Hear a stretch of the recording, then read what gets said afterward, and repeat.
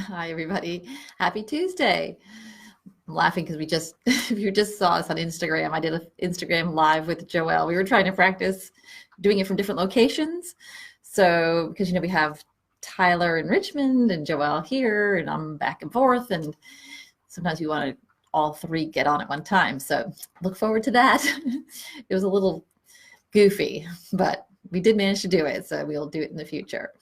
Anyway, happy Tuesday, and I am Dr. Laura Dabney, and my day job is a relationship psychiatrist, where I help professional and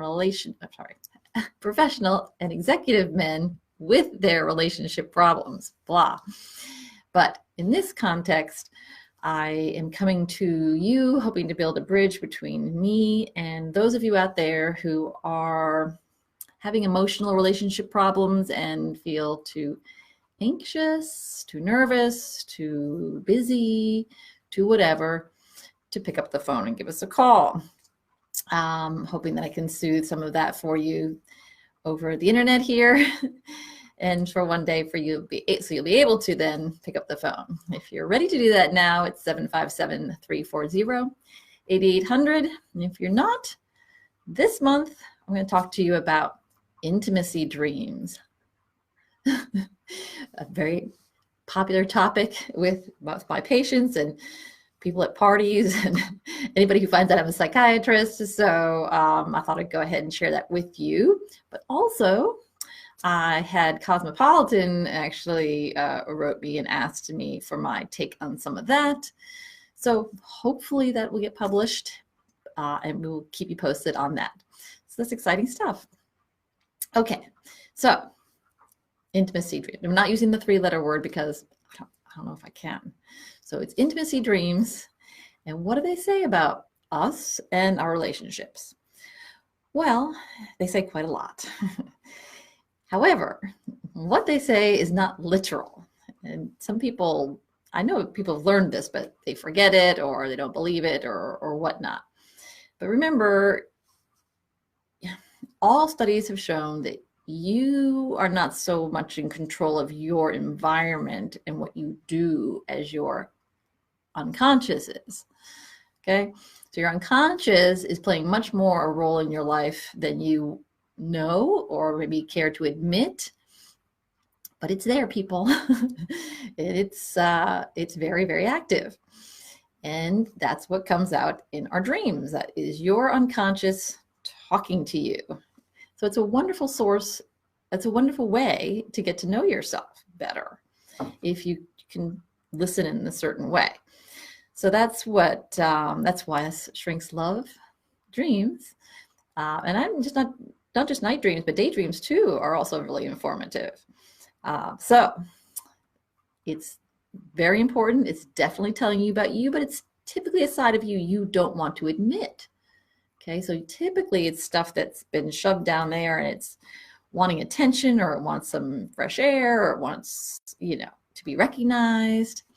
And for some reason, your conscious either hasn't had the time, or hasn't thought it important, or has some problem with it. So it gets relegated there. My patients know I call it the basement. It's shoved in the basement where it causes lots of problems if it doesn't, eventually get aired out and cleaned out. So not symbolic. I mean, it is symbolic. It's not literal. I have people coming in here saying, but I had an intimacy dream about somebody else. Does that mean I'm a cheater or whatnot? No. It's not that simple. We have to get, it's like a poem or a song. It's lyrics to a song. It's not to be taken real and literally necessarily. Now there's one exception. There's something we call day residue dreams, where you might just dream about something that happened during your day. So that does happen, but typically they are symbolic. And typically, as you also learn probably, they are wish fulfillment. So again, if you dream about cheating on somebody, then does that mean you wish to cheat? Not necessarily, again, not literally, but we have to realize there's probably a wish under there that, again, we haven't recognized or haven't given attention to. And so how do we figure that out, Dr. Dabney? If it's not literal, how do we figure it out? Well, let me give you some example. I'm going to give you just some quick examples today, and then we can go into detail over the next 3 weeks. So let's say you do have a dream about being sexually attracted to someone who you know, consciously has no sexual attraction to him whatsoever. Okay, so here again, does it mean you're going to, oh, dreams don't forecast the future either. That's the last thing I'm talking about. They don't forecast the future. You're not predicting the future in your dreams. Okay, so if you have a dream about being attracted to somebody else, does that mean you're going to cheat or going to be attracted to that person? Not necessarily, okay? Typically when that happens, there's a trait about that person you may want to incorporate or wish you had. Remember, you know, intimacy with somebody is close to getting into them or letting them into you, as close as we can get physically with another person. So sometimes it means there's a trait that person has, like maybe they're really resilient to the boss's criticism and you wish you were, or maybe they're super kind to strangers and you wish you were. So that would be where the wish is, and the symbolism of you wish you had that trait, not necessarily intimacy with that person. Okay. Same thing with the opposite gender. Let's say you're having a dream about the gender you're not attracted to in waking life. Does that mean, oh, you're going to change or you're bi or whatever? No, not necessarily. Okay. Maybe, again, maybe there's a trait that that gender embodies for you. You know, maybe typically what a lot of people think is women are carefree and easygoing and that men are strong. So if you wish you were more carefree or you wish you were more strong and all that means, then you may start dreaming about having intimate relations with that person. Okay. What about cheating? What if you actually do dream about cheating on your significant other? No, you're not a cheater, and no, it doesn't mean you're going to cheat, but let's look at it symbolically. It may mean that you don't want to face something that your significant other is bringing up in you recently. So for instance, if he did something that was annoying, but you don't want to have that talk that you know you need to have from listening to my sessions, then you may want to run away from that difficult emotion and difficult conversation. Or maybe there's something that you wish would happen if you were to leave. So maybe he's close with somebody else. Maybe someone in the family's ill and he's gone away and you don't want to have that difficult talk. You don't want to tell him, you know, it's long enough. You need to come back because you feel guilty about that for some reason. So I'm going to leave. It doesn't bother me. Or you feel babyish about that wish that he'd come back, or that you miss him or her. So you don't want to admit that. So no, if he leaves, I can leave. Or she leaves, she's going to go off, I can go off. So it's a wish to not have a certain emotion, to just leave that sticky situation. Okay, so dreams are all that and then some. This is our contribution from Freud.